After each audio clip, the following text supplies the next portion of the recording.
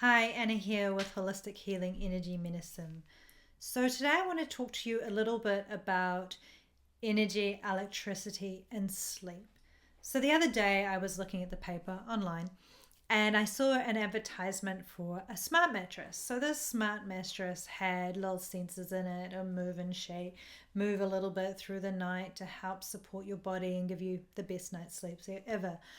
And I'm just like, oh no, there's more.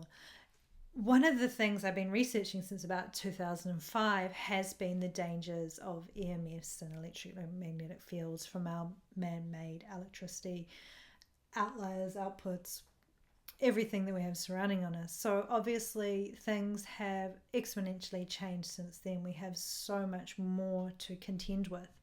And the rudimentary understanding of how they affect your body and your health is they have a stress response on the body.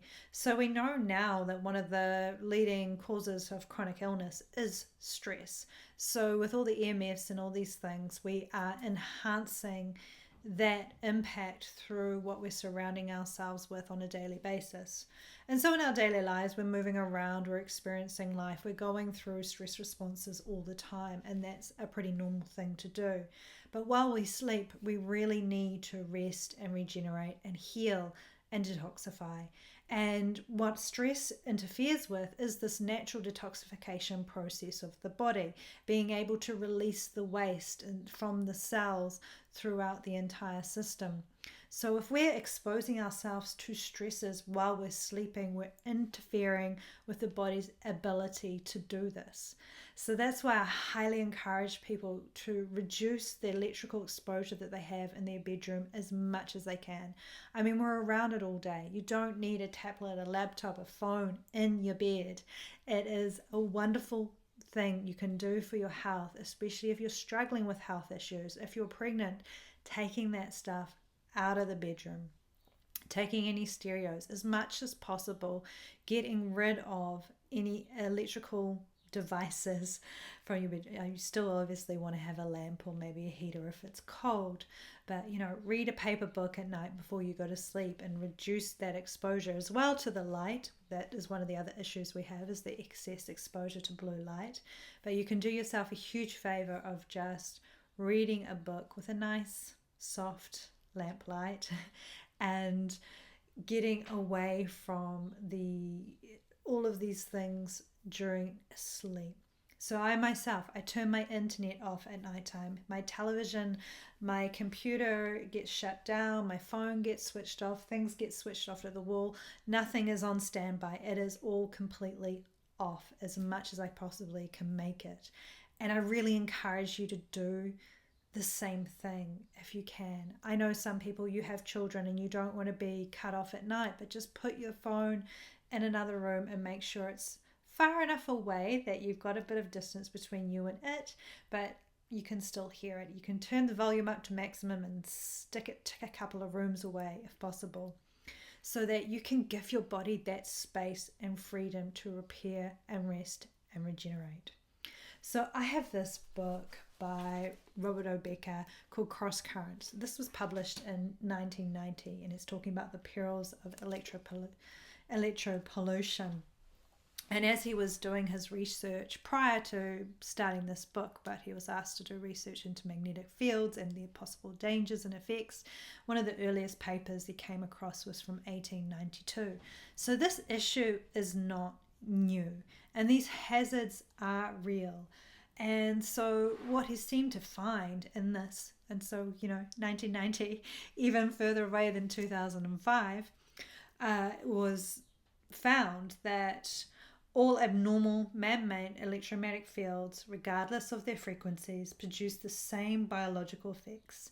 These effects, which deviate from normal functions, are actually or potentially harmful, are the following: effects on growing cells, such as increased rate of cancer cell division, increases in the incidence of certain cancers, developmental abnormalities in embryos, alterations in neurochemicals resulting in behavioral abnormalities such as suicide, alterations in biological cycles, stress responses in exposed animals that, if prolonged, lead to decline in immune system efficiency and alterations in learning ability. So that's just a few things that are mentioned. So, if you are struggling with health, that's why it can be so important to reduce these things that you're exposed to while you're sleeping, to give space and room for your body to repair. That said, I want to get into a little bit of the subtle energetics of this. So there are other subtle energies beyond the electromagnetic frequencies of our body and our fields. These are just simply not yet detected, and I'm sure at some point in time we will create devices sensitive enough to measure more and more of these fields and subtle energies.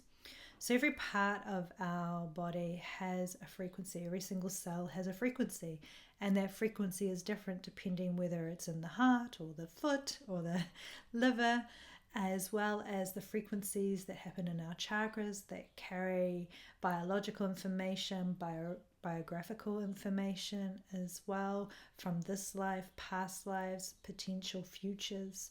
So when we're sleeping, we really want to be in the quiet of our own intelligence and consciousness, because as we go into our dreams, we are connecting into our own psyche, our own soul, and the way dreams can be considered sort of a language of the soul, and they're symbolic in nature, and they have meaning to us in our lives and the issues that we're going through.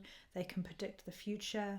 They can help us unwind and figure out different things. We can begin to work with our dreams in different ways.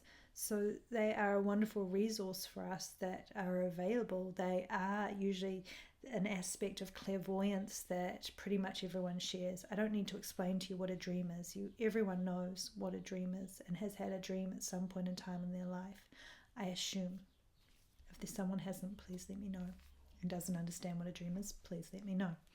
So when we're sleeping and what we take into our sleep, we're taking in that energies and frequencies and fields of consciousness. So if you're listening to things on your phone as you fall asleep, or music on the stereo or something like that, you're taking in the frequencies and consciousness of whoever created whatever it is you're listening to, as well as potentially all the frequencies coming in from the Wi-Fi, the internet, because all of the information that we're sharing over the ethers now through the text, the emails, watching the YouTube videos, that information is floating through the field that we live in which we're experiencing within those electromagnetic frequencies that we're constantly exposed to.